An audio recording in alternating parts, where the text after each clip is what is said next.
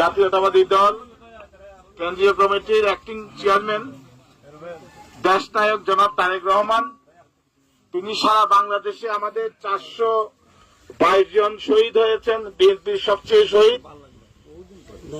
সবচেয়ে শহীদ হয়েছে বিএনপির।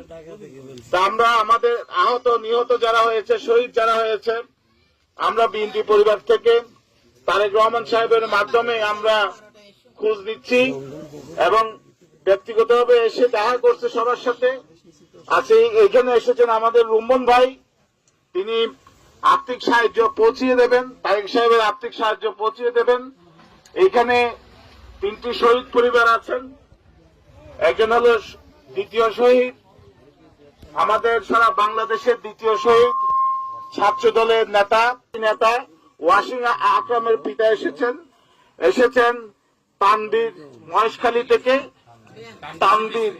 তানভীর সিদ্দিকী আর নুরুল মুস্তাফার বাপ পিতা, এখানকার স্থানীয় নুরুল মুস্তাফার পিতা আসছেন।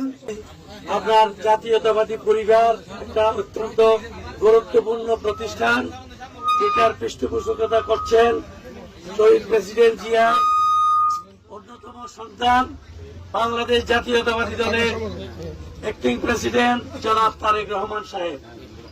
তিনি আজকে যে সমস্ত শহীদ হয়েছেন বাংলাদেশে, আমাদের দলের পক্ষ থেকে তাদের সকলকে আপনার আর্থিক অনুদান দেওয়ার ব্যবস্থা দিয়েছেন।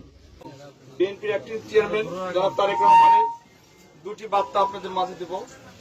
একটি হচ্ছে, সে বলেছে যারা সম্প্রতি আন্দোলনে শহীদ হয়েছেন এবং গুরুতর আহত হয়েছেন, তাদের প্রতিটি পরিবার, প্রতিটি ঘরে ঘরে আমরা যাব। আমরা বিএনপি পরিবার, আমরা শুধু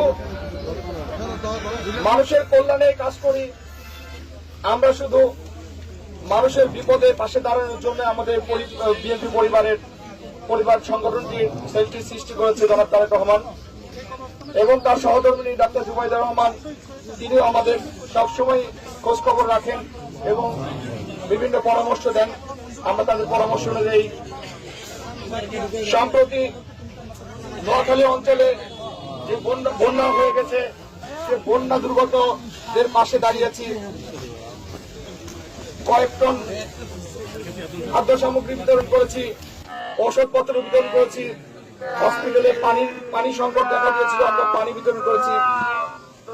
আমি এখানে আরেকটি কথা বলে শেষ করব, সেটি হচ্ছে আমরা বিএনপি পরিবার যাদের পাশে দাঁড়িয়েছি, যাদের জন্য এসেছি এখানে, সেই শহীদ পরিবারগুলো বিচার যাতে ত্বরান্বিত হয়।